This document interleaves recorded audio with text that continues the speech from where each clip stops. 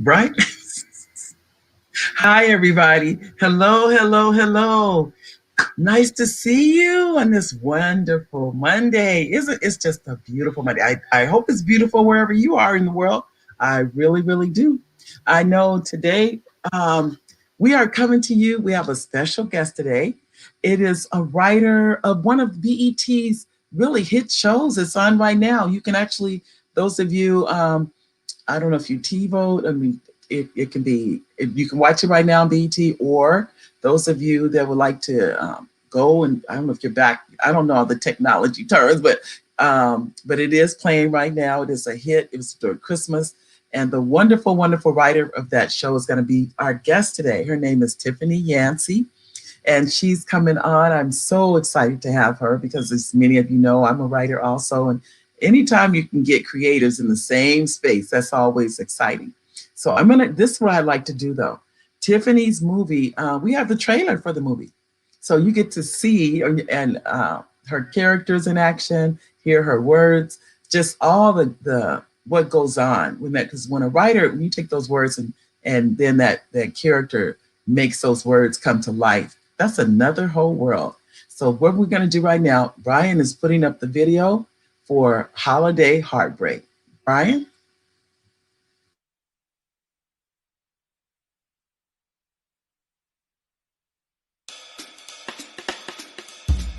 Daddy Claus is in the building. Woo, woo, woo.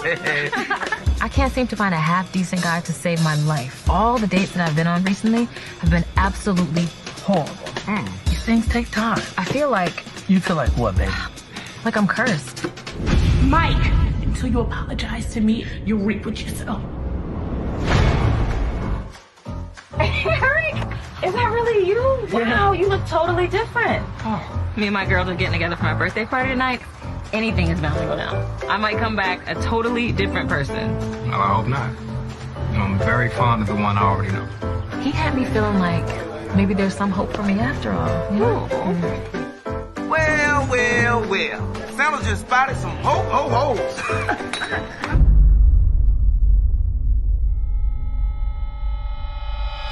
Get used to seeing this face, because we're about to jump the Brizzle. I believe I'm the cause of all of it. Merry Christmas. Your daughter's true love has to confess his love to her and seal it with a kiss. You should be happy that I'm with somebody. Why would I be happy that you're trying to marry this clown? I don't think my daughter should have to suffer for my past. You're gonna have to find the woman that spoke all these harmful things and apologize to her. Oh, hell no. You did something to my daughter? We're gonna fix it. I don't know how. Okay, I don't think that worked out. No. I hope that you could forgive me. Wow, McCoy actually apologizing? Go! Some fool trying to push up on your future wife-to-be. What? Yup. Somebody trying to turn this wedding into a funeral? Yup. I'ma whoop your non-joke telling ass. That's what I want you to do. What's there not to love about Christmas?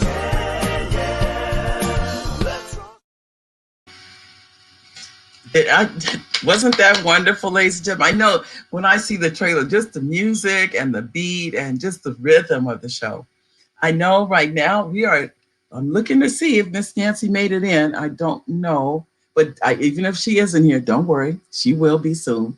I know we were having a little bit of technical problems with the link to get her into the show. So we'll just wait just a couple of more minutes, but I did want to go over some things. Just some of the things me and her, we have connected and talked about what it is to be a writer. And guess what? There she is.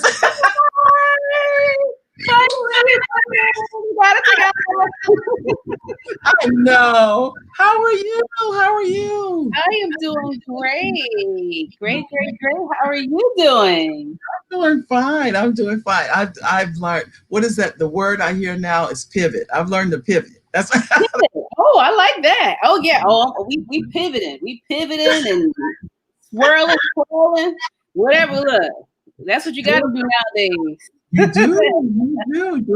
We just saw the trailer for Holiday Heartbreak, and as you know, I really, I saw the movie. I get excited anytime you go, especially when you can go from the words to the process to now the actors are speaking your words. Yes. What did that feel like, Tiffany? Oh man, it was. I mean, a lot of times, a lot of it was just surreal. Really, it was like one of the moments where you kind of like, like when I was watching it, I was like having like outer body experiences. Like, did I really just write that? Because I got so wrapped up in the story. You're like, damn, girl, you did like that movie. So I'm telling you, it's like it was going to happen because I was working with Tress all along to bring this to fruition. But when you actually see it on the screen, and I've had that feeling before when I did my independent films. So I think it was like on a smaller level, but now this is network. You know what I mean? So it was just a wonderful feeling. Just grateful, just really just grateful and happy. And I've had my ugly cry moments, and then I was like, okay, I'm good. This is what you're working for, so you know what I mean. You should be good now. So, but yeah, it was great to see that. Oh, yep, it's not you. We're going through some technical problems. It okay, says, we froze for a little bit. Okay. Yeah, we're back. We're back. Okay. I have learned, like I said, what I say about pivoting at the beginning. Okay. Let's keep it moving. Keep it moving. Yeah. Well, let me ask you, Tiffany, where are you from? Where are you born and raised? I am born and raised right outside of Philadelphia, a small area town called Yaden, Pennsylvania, which is like the suburbs of Philly. So if you're not from the Philly area, I just tell people I'm from Philly because literally, like, 5 minutes, if you cross over, you're like in Southwest or West Philly. Cross like Cobb's Creek, you're right there. So we're so close to Philly, but. Yeah, I grew up in the burbs. Mom, dad, my brother and my sister. I always tell people we were like the broke Huxtables. You know what I mean? Like we were middle class, but we wasn't like completely like money like Cosby's, but we were. Mom, nurse, dad was a tutor, and I just had a really great childhood. Actually, now I look back, I had a great childhood, and my mom and dad their childhoods were they grew up pretty rough, so they were just determined to make sure that their kids had a better upbringing. So we had a lot of fun, and I a lot of my comedy and my I guess my passion for entertainment from my childhood, because even though I would say I was like an introverted child outside, but in the house, like my dad is like, he swears he's a comedian. And one day he brought the neighbor camera. This was back in the 80s, mind you. I grew up in the 80s when they had a big gigantic camera when they first came out. We borrowed my neighbor's camera. He set it up in the dining room corner.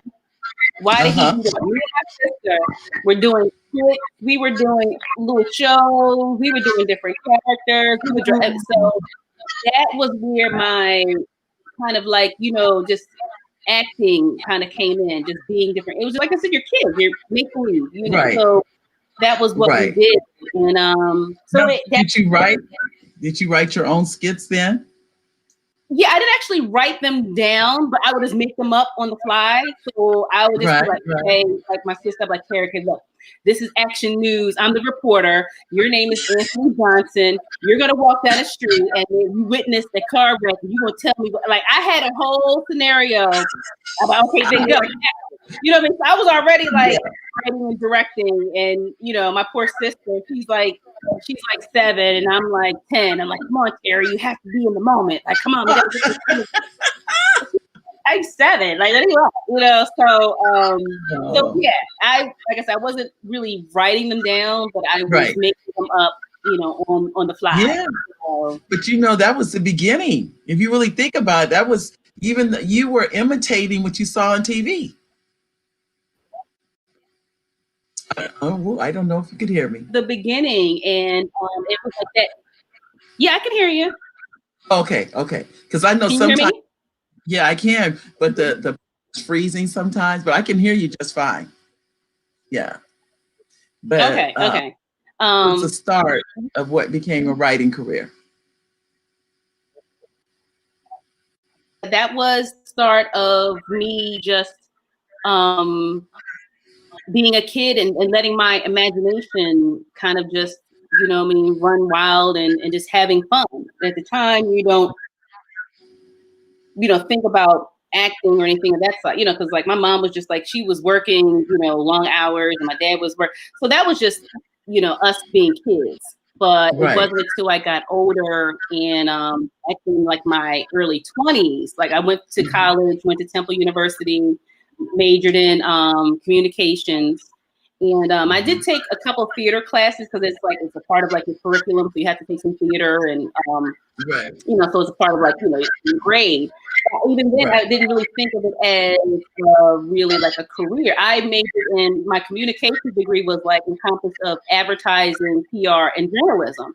So Right. I did creative writing, but nothing like screenwriting because at that time, it like my mom was just like, you just need to go to school, get a degree, and get a job, right? You know what I mean? Like my mom's Right. old school. I understand. So yeah, Yeah. so she's like, you need to go to college, be a nurse or a teacher type thing. I was like, I don't want to do either one of those. You know what I mean?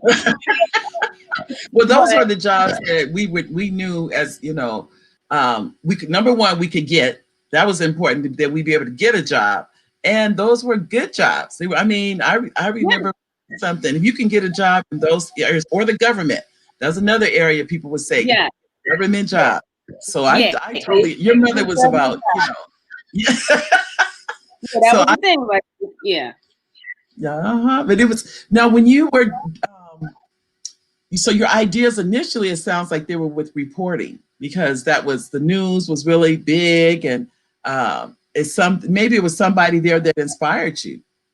Yeah, I mean, it was more like broadcast journalism, and I did think about the whole like because I PR and that type Mhm. of I did think about the whole broadcast journalism, but then I was like, I was like I said, my part of my major was public relations and writing like press releases and stuff. But I was like, this is really boring. Like this is not Mhm. fun. You know what I mean? I was like. So I just like, this is not a good fit for me. So it was just like that early age where you're really just trying to find yourself and Right. what you're really passionate about. And even then, I'm like, I was always very creative and naturally, like I can draw and paint very well. It kind of like runs in my family, and Right. Right. so even then, like I said, I've always been, like I said, a creative person, whether I was drawing or painting or acting or what have you. I've always Right. been a kid that wanted to express, Okay. express myself. So, Okay. but once it wasn't until after I graduated Temple and I relocated to the DC area that, and I started working at the Washington Times. I worked in their advertising sales department. Like I said, I was in my early 20s, so I thought I was doing something. I got me my own little Right. apartment and my little car and Okay. I'm trying to read. We have a comment on here. What about? okay, good. I'll let you read it. Go on. I think it's for Oh, you. what about writing you find the most challenging? Coming up with the story or developing the. Okay, he's talking about for Holiday Heartbreak. Yes. We'll get to that, guy. Hold on one second. It's coming. We're getting it. You got to turn my. It's too funny. Oh, and hi, Richard. Hey, Richard. So that's when I started getting into theater because even though I was working a regular like 9 to 5, I was like, this is not it. I'm missing something from my life. This is, and I really was not fulfilled. So that's when I just started to. I said, well, you know what? I've always had an interest, or kind of like, oh, this whole theater acting. It'd be fun to do it in the evenings, weekends, what have you, just to kind of just explore and see. And once I started doing that, that was like I got like the acting bug, and it was like, ooh, I was like, ooh, I like this. I like this. It's pretty good. I think this could be something. So, I really started studying with Vera Katz. She's a like a renowned theater coach from Howard University. So she taught like Felicia Rashad, Isaiah Washington, Anthony Anderson, Taraji. So I found out that she was, having classes. I was like, okay, I need to study with this lady. If she trained them, that's who I want to work with. So I started. Now, isn't she from Howard University? Yeah, that's what I said. She's a Howard alumni professor. Right. So she was offering courses at Woolly Mammoth Theater in DC. Okay. So so I signed up to her classes at Woolly Mammoth. But that was like the start of my my training. And from there, just kind of just building my experience doing theater auditions and this is before social media. This is really like 2000, and but it was just I just felt like this is it. I'm really loving this. And we have a comment. Richard wants to know if you're in a sorority. No, I'm not in a sorority. I guess at Temple. The sororities weren't that, I guess, present on campus. You have to go to University of Penn, I think. And I was like, well, I ain't traveling to Penn to be. And honestly, it wasn't like my thing. I mean, shout out to all sororities, whoever's in it. But I was kind of like I was always like an individual to some extent. I didn't want to feel like I had to be a part of an organization. Like I said, hey, shout out. If I did join one, I always said I would probably be like a Delta because I'm like I like the Deltas. I like the symbol up. But no, I didn't. I didn't. I know what you mean. I'm not either, but we have a son that's Kappa, so we do. Yeah. Great. Now we're. You still love me? Oh, thank you. He said I still love you. Okay, well, I'm glad you still love me. But thank you, Richard. Thank you. You're not holding it against us, huh? You're holding it against me, So it just was, at that time, I was like more of like I said, an introvert. So I didn't want to be involved with like a group of women, and you know what I mean. I was kind of like, I don't even have a whole bunch of friends like that, let alone, join a sorority. So at that phase, I was very, like I said, introverted and kind of to myself. So and you were acting first. So you were actors first, and then you became a writer later. Yes. Okay. Yeah. And it was funny. It's funny because even one of my friends, and like I said, I'm kind of reliving my Temple days. A friend of mine was, I think, she was like in an auxiliary. She wasn't even in like a full sorority, and she called me a GDI, and I'm like, what is a GDI? And she's like a goddamn individual. And I was like, that sounds like a compliment. Thank you. I've never heard of that.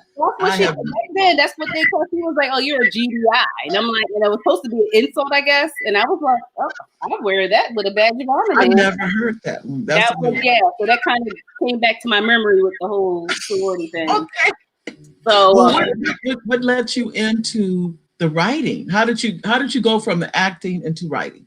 Well, over the years from, being acting and being a part of projects, and I just got to the point where I just got tired of being like rejected. Because, if you're as an actress, you're not going to, you're going to audition and you're not always going to get picked for roles. Right. And so I kind of knew the roles that I wanted to play. I wanted to play more comedic roles for, Black women. It's kind of more of my personality. And I didn't really see those opportunities there. And so what really kind of like was the turning point was I was in an acting class. I was doing a monologue, and this teacher gave me an idea for my film called Love 'Em or Leave 'Em. So I was like, we were doing this monologue, and then when I got home, I said, you know what, this would actually be pretty cool. As like it was about the thing was the monologue was about a woman who didn't want to get married to this guy. This guy was going to propose to her. She did not want to marry him. So the acting coach put a lighter in my hand And he said, well, this is the size of his penis. And this is why you don't want to marry him, because he has a very small penis. And I was like, oh my God. I was like, well, this is actually pretty funny. So that kind of gave me the idea for like my next film. And I was like, well, I didn't know how to write a screenplay. I didn't know how to really put it together. Right. But I had worked with a couple other cinematographer and a DP really on another film. So I said, I had this idea for this movie and I want to do it. I don't really know. And he loved that concept. He was like, let's just make it happen.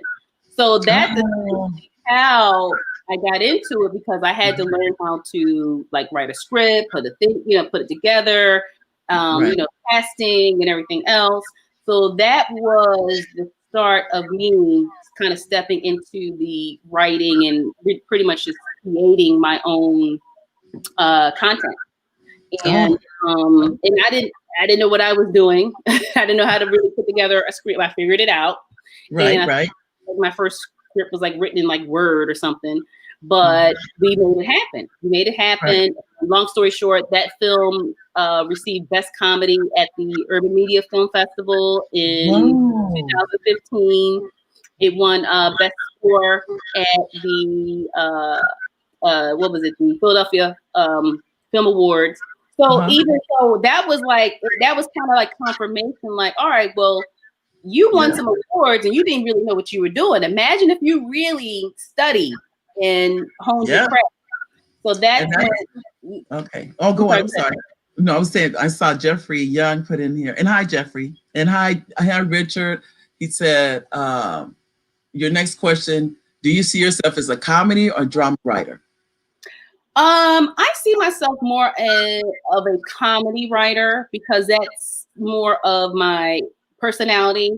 And and honestly, I would like to just see more comedic roles in movies and TV shows for women of color. Like Issa Rae was like, she's like the biggest like inspiration and confirmation, because she showed Black women as just being regular, awkward. Like I said, we just like everybody else. And I love the fact that she just showed us in just a regular, normal way. And I love her show. Insecure is wonderful. Yeah. I really enjoy. I'm definitely a fan. I'll tell you that much. Me too. And so I definitely, that's kind of like my name. My lane. I want to kind of create the rom-com. My quote unquote title, rom-com queen. That's what I'm like. Call it myself. But because, and plus too, I know that a lot of people can't write comedy. So that is like my niche. I said, okay, this is a lane that I feel like I'm really good at. And I think I have good comedic timing, and so this is the path. I can write drama, you know what I mean? But you have to know where there is a niche that needs to be filled, and your audience. And it's like, okay, let me kind of continue down this path, and that's suitable, for me. So yeah. Was that the first one you wrote? Was Love Him or Leave Him? Was that the first? Yes, that was it. Yeah, I saw it. I like Love Him or Leave Him. Thank you. Like I said, it's like with your first film, and you look back and you're like, I'm just like I'm like, oh, the editing could have been better. This could have been, my hair was, it was like when you're a filmmaker, you don't have, like I said, a budget. So you're doing everything yourself. Right. So, but at the end of the day, it's like, I created this and I wrote it. And you starred in it also. I starred in it, and it was like, like, I wanted to show people, like, I'm not just an actress.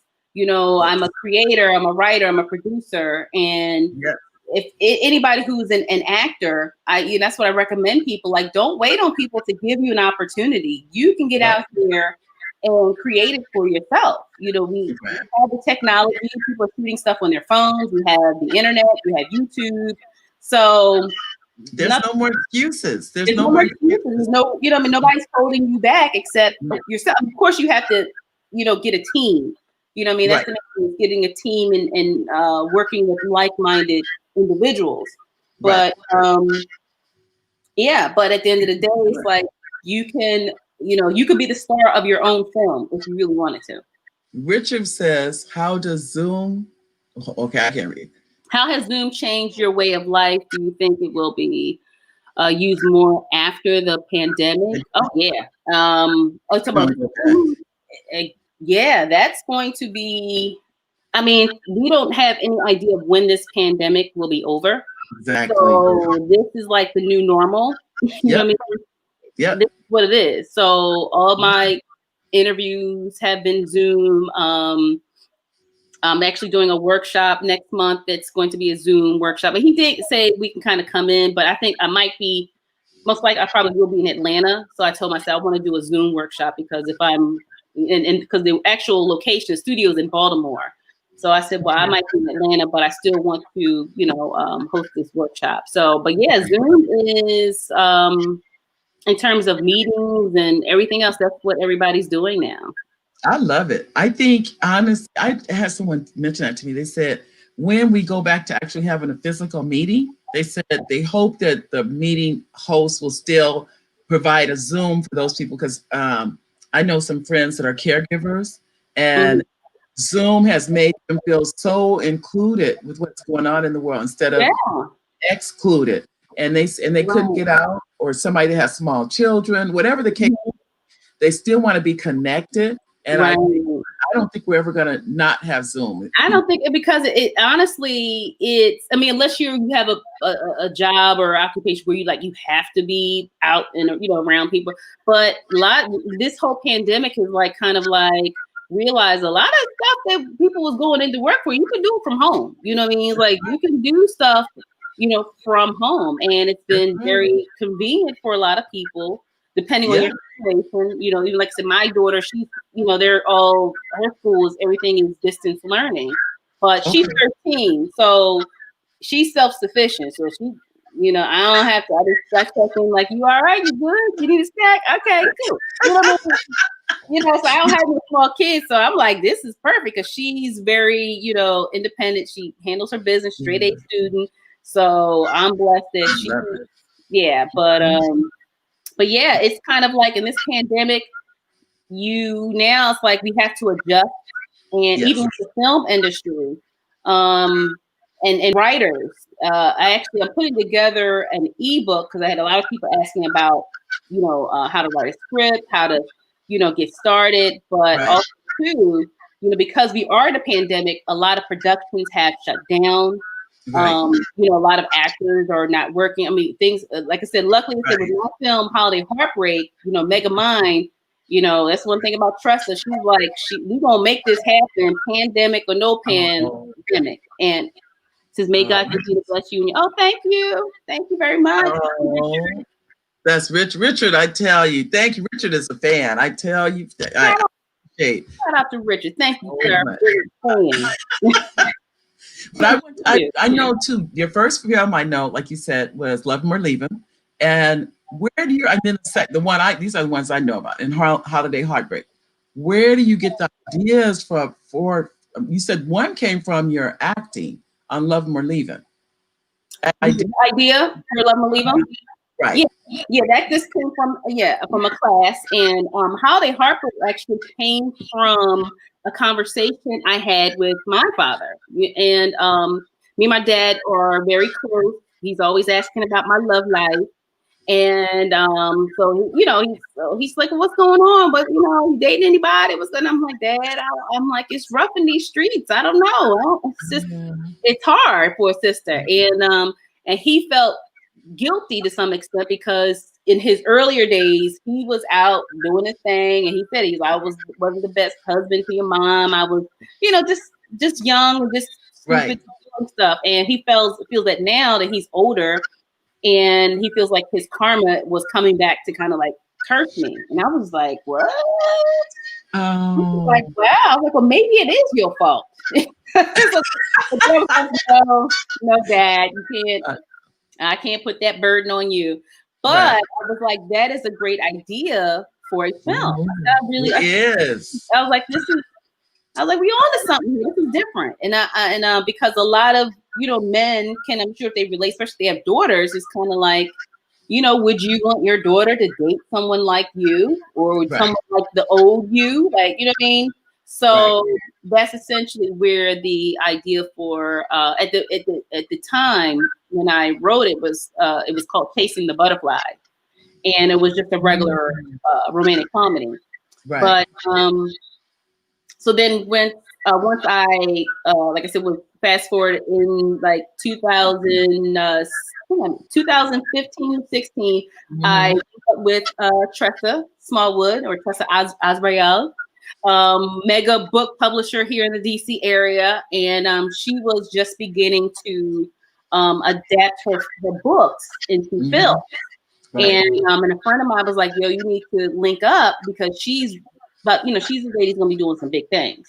Right. So and because so when I met her, she knew I was a writer and a filmmaker, and I thought, I write comedy, but she was just in the beginning phases of getting her production company going. I said, well, I can help out where so I stepped in as a casting associate because as an actress, I knew a lot of actors in the DC area, and I'm always trying to like help people, like put people on. So I was like, okay, well, I can step in as a casting associate, help you guys, get some extras, but also too helping people that I know, really talented people, just to get their foot in the door. You know what I mean? So yeah, I was the casting associate for Secrets and also All In, and then but during that time, when I met, I had pitched her Chasing the Butterflies as well. If you're interested in a comedy, that's primarily what I write, and I have this screenplay that I've been working on. So I pitched it to her. She loved the idea, and this was like 2017, and that's when she was building these relationships with the networks, and they were starting to say, "Hey, we know you have like these films, like drama based. What else do you have?" So that's when she said, "Hey, Tiff, you still got that script?" I was like, I've been watching on you, girl. Come on. So I was like, that's all you need to hear. That's all you need to hear. Like, it's all about timing. So it's all about, and at the time after Love 'Em or Leave 'Em, I said, I really want to be really good at being a screenwriter. Like when I say I'm gonna do something, I want to go all in. So I started studying with Yale professor Mark Lapadula. He started the screenwriting program at Yale University, but he lived in the DC area, and he was hosting workshops like on the weekends, and like he was having like group writing groups in the evenings in like Virginia. That's where he lived.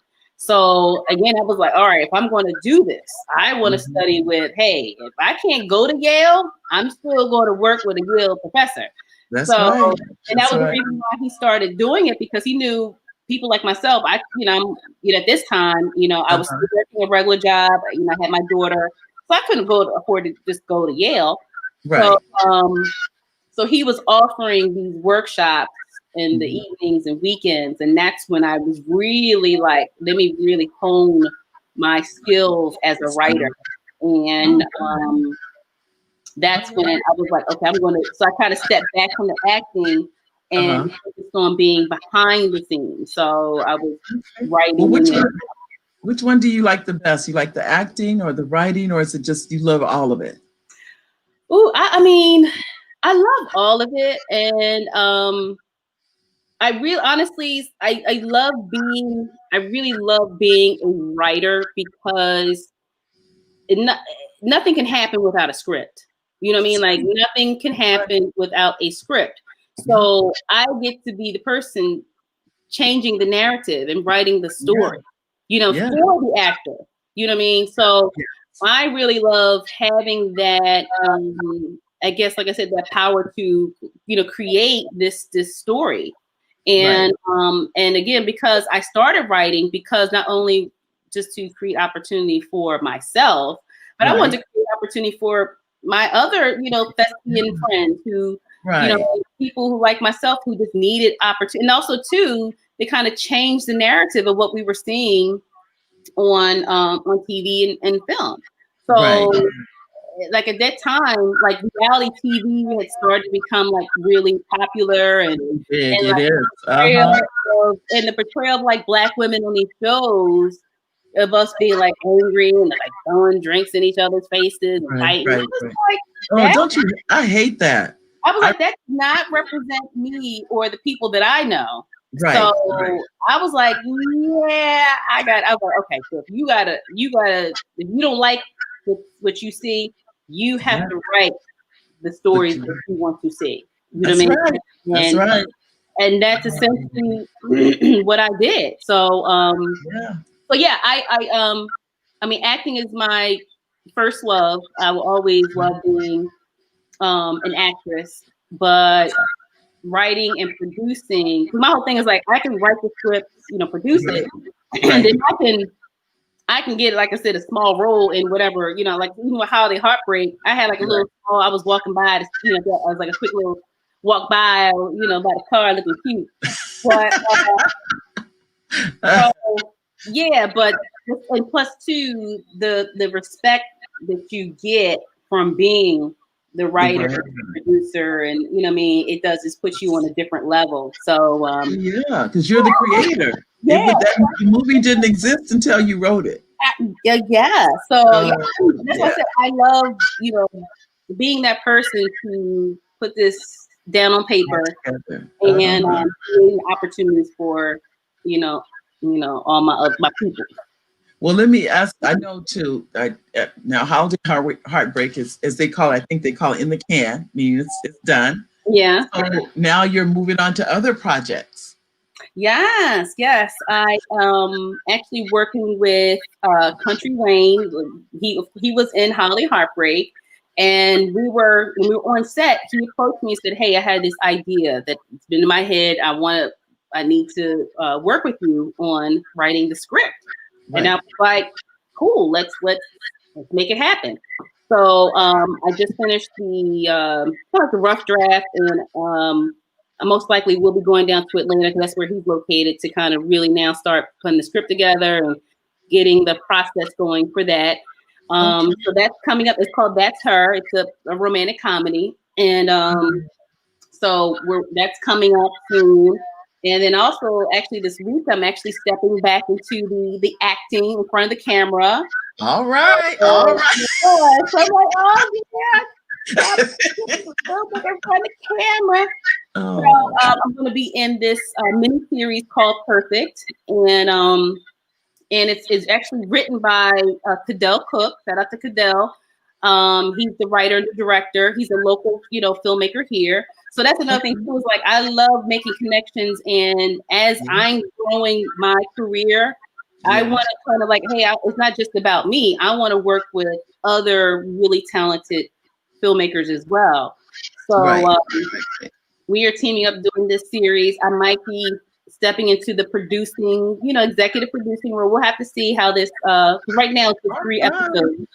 So I'm, working with him because he's a great filmmaker. But another thing is filmmakers, a lot of times what they lack is the marketing and the business side and how it's out there.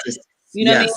So I said, well, let me step in and help you with, marketing and putting this out there to the masses, and you kind of focus on just the writing and everything and putting it all, you know what I mean? So that's where that's where collaboration comes in when you are, building with like-minded individuals. Like, I know my strengths, and I know, like, hey, I can't work a camera, I can't do sound and lighting, I can't do all that stuff. But I can, I can link up with somebody who does, and we can work together. But if the marketing is such a big part of whatever it is you're doing, because if it literally the product is not going to succeed, whatever it is. Yes, exactly. That's what it is. Really, it's like you're marketing and knowing who your audience is. So it's like you're writing as filmmakers, like, yeah, you're writing, this dedicating all this time to put together a script or a pilot. Who is the audience? Who is this for? No demographic, and how are they going to see it? You know what I mean? So you have to know, how are they going to see it? So that is all the things and this actually comes from like my day job before I started writing full time. Right. I worked in marketing and sales for like I was in advertising. So it's crazy like how like God knew that this was my path. So he was like, yeah, you will take your 9-to-5 skills and now apply it to your your film skills. Right. So you have the mixture of both. It says, do you think the vice president being a woman of color will help your career? And let's Kamala do the project. Hey, look, Kamala, look. Open arms, girl. Come on. Let's work together. I'll write something. I tell you.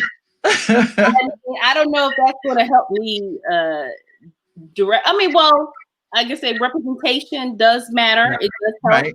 So, yeah, it possibly could because hopefully it will.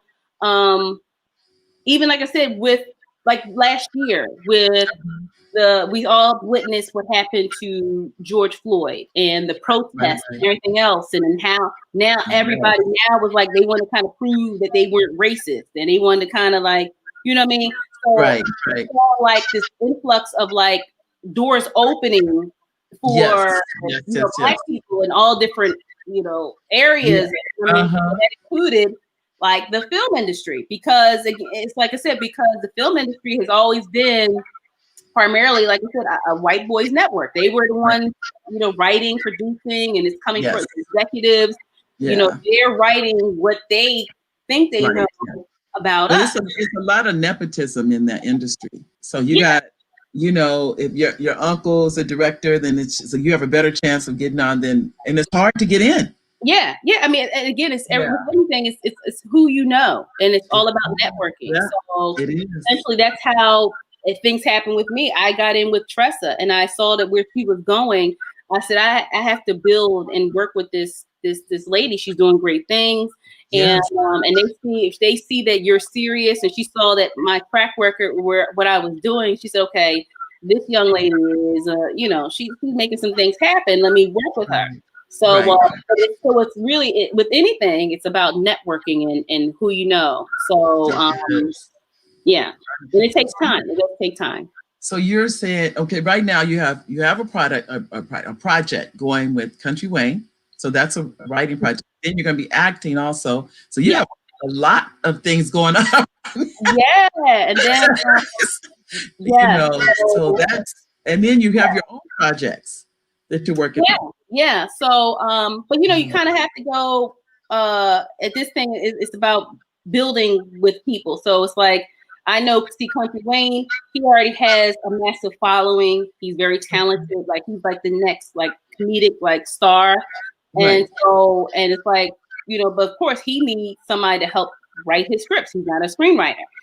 But he wants to be an executive producer, and he has this dream of, like I said, at the end of the day, it's about owning your own content. So just like Tyler Perry is like, hey, it's about owning and producing your own content. So he doesn't want to be at the like, okay, if somebody hands you a script, he wants to be able to say, well, I don't want to do this. Is not, it's not part of my brand or the direction I want to go in. So now he's taking control of his career and say, I'm going to, team up with a writer, and we're going to write the project that I want. You know what I mean? So you see people who are like, again, it's about, linking up with people who are making moves. So yeah, so I had that, and then so I'm like, look, if he paying me these bills, I'm writing to him. So my stuff is definitely on the back burner. I'm like, look, I want to rain, and then my stuff eventually, it's like it's all gonna work itself out. You know what I mean? So it's about I'm building more of my name and credibility, and and relationships. It's about building relationships. So so yeah, I still have my ideas, and like I said, my pilot for the Introvert Life that I did, that's kind of working the film festival circuit. But it's really, again, it's like putting eggs in different baskets, and you want to be just I would say a one-trick pony. You want to have show that I can do this, I can do this, I can do this. These are like my main three things, and you don't know which one is really going to be the one. Right. That's going to happen. Yeah. Because you think about it, because you have experience, like you said, in casting, you have that experience too. Too. I mean, really, the industry for you is wide open because you have so many areas you can move into. But I think what you're finding is that love is in the writing. That's Yeah. your Yeah. part of it. Yeah. Yeah. Was to that creativeness of putting out that project and seeing it come to fruition and all Yeah. this. Yeah. And it's like, the thing is, like, I want to, especially for, women in, like I said, kind of like 40 and above. I'm 45. And it's like, especially for women of us at a certain age, there's not always roles for us, you know what I mean? Right, Or right. telling our stories.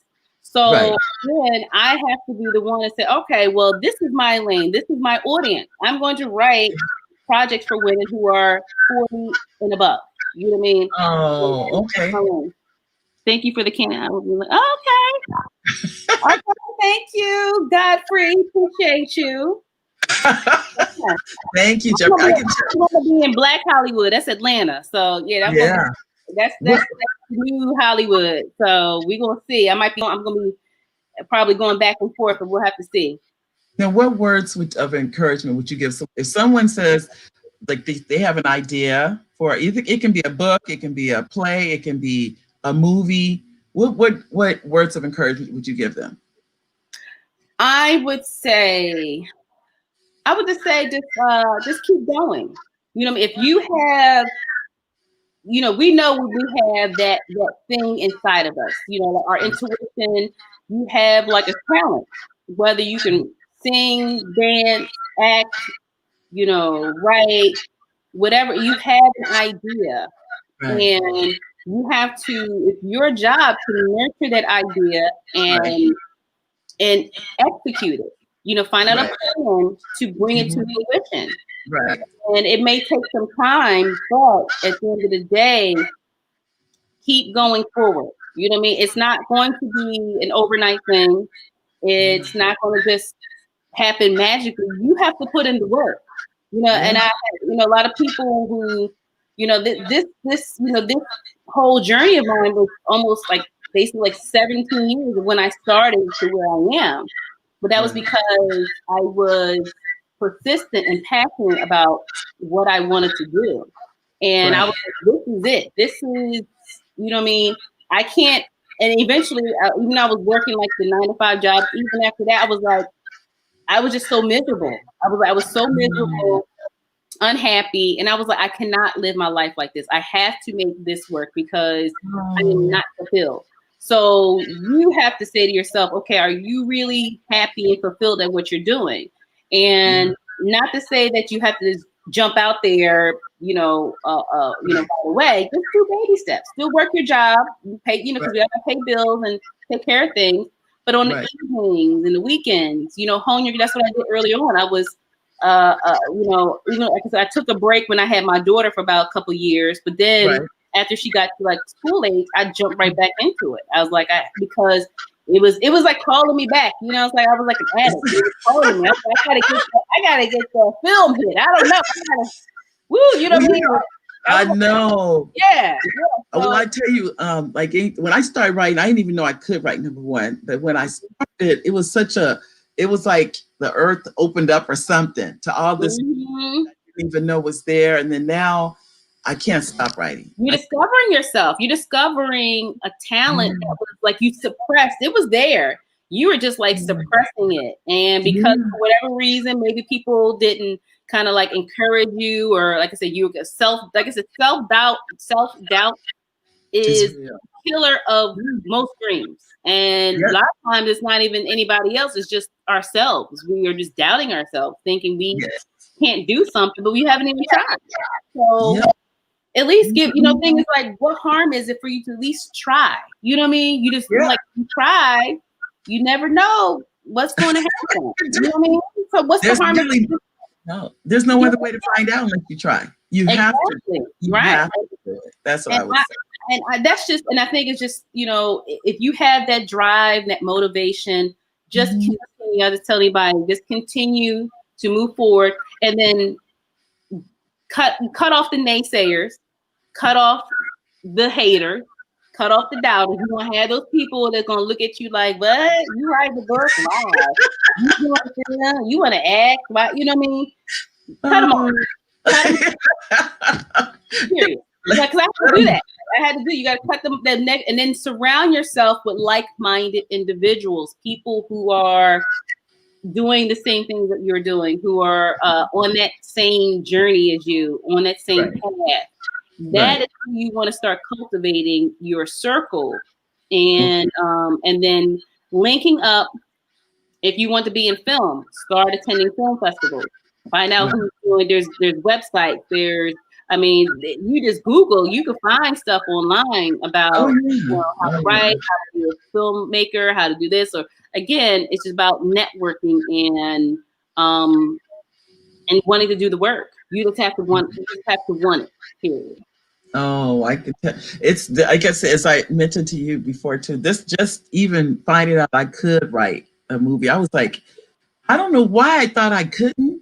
I never even tried. I'll be honest. Because you didn't have the know-how or the access or of anybody who could actually kind of say, well, yeah, these are the steps. If you don't know the steps to do something, then you feel like, oh, it's not attainable, to me. That's kind of like people think, oh, that's just in Hollywood. That's over. And it's like we're in a different, state. We're in a different age now where we have the internet. So Hollywood is basically anywhere you are.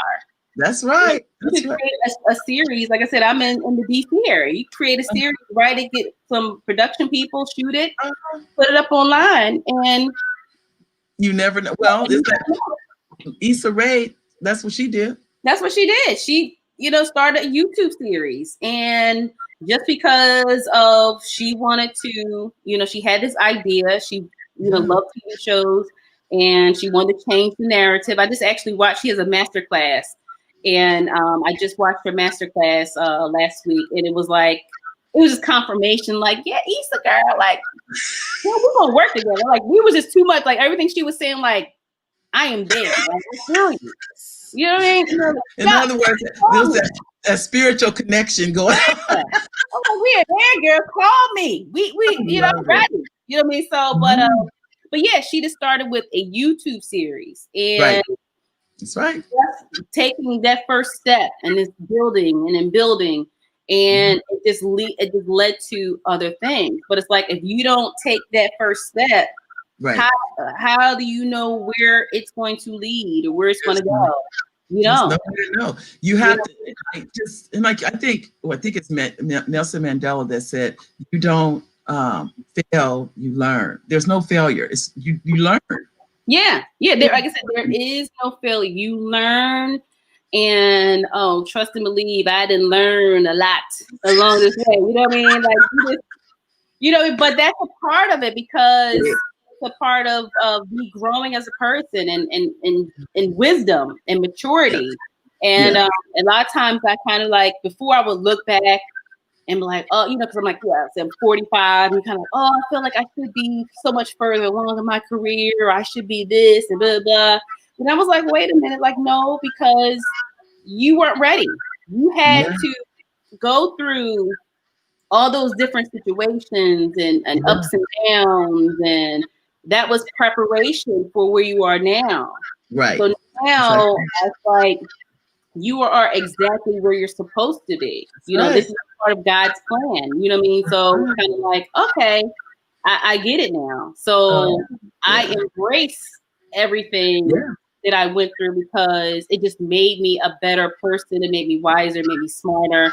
And so it really prepared me. So now when I am going, working with like I said, a Country Wayne and some other people, I'm prepared. You know what I mean? Yeah. So I don't regret any of the things that I've gone through because it was meant to happen. And I think some of it, I don't know if it's about you, but I think those experiences, you're putting that in your writing too.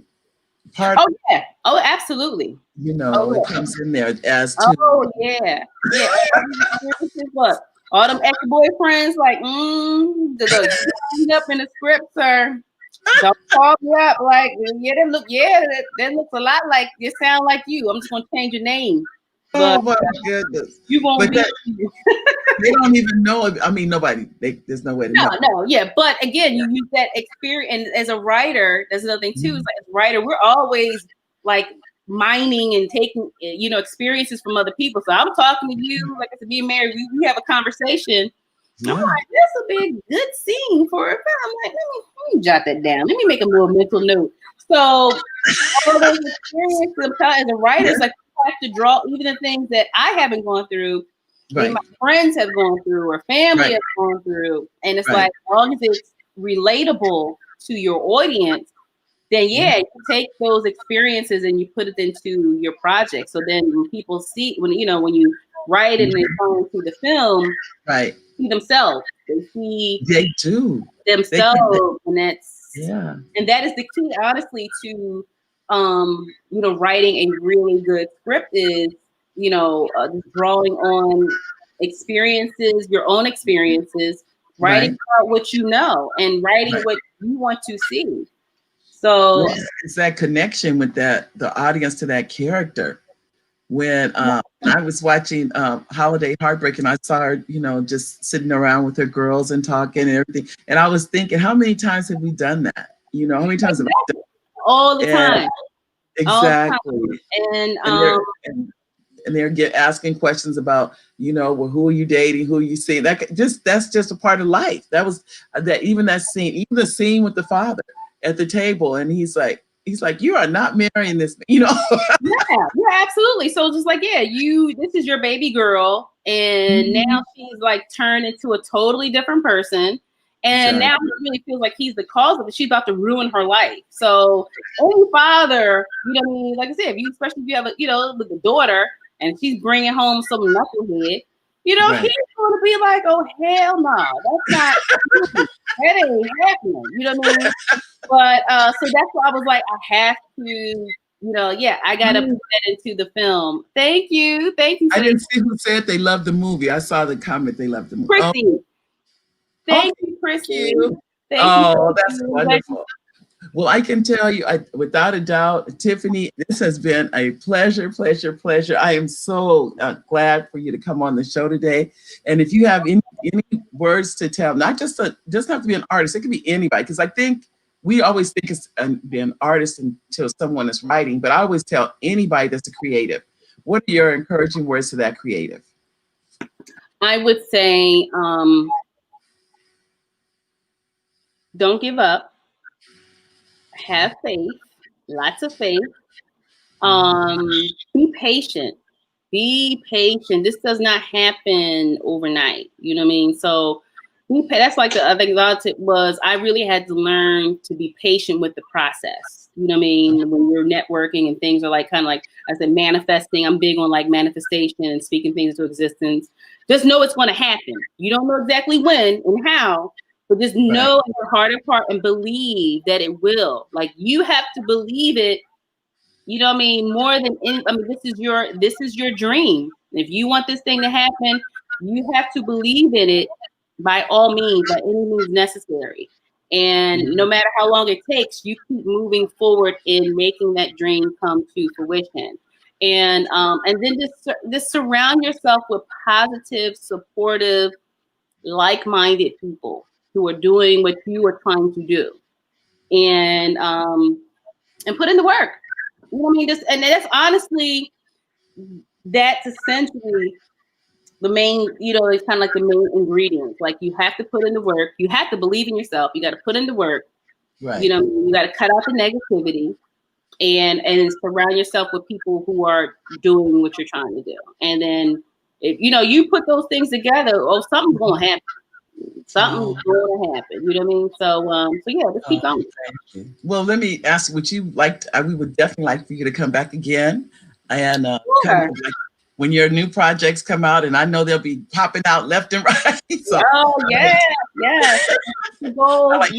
Speak it into existence, Mary. Yes, I know. 2021 to it's like now I'm finally kind of like they say in the flow, in the groove, and things are just kind of just continuing to happen. So I'm very happy and blessed and grateful for everything that's happening.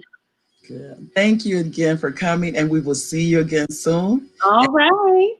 Ladies and gentlemen, next week we have Rodney Allen Rippey as the guest on the show. We'd like to thank you all for coming in today. God bless each and every one of you, and I'll see you next Monday.